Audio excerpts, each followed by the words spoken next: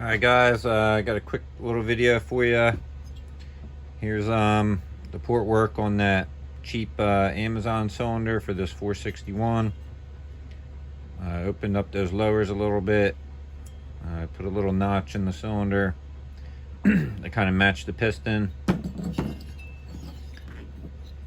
We lowered and widened that intake a little bit.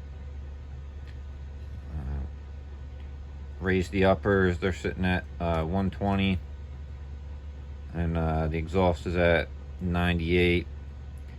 I cut about 13 thousandths off the base, but after I retransferred the exhaust port, it's still, I'm getting daylight at 98, but with the intake now at 76.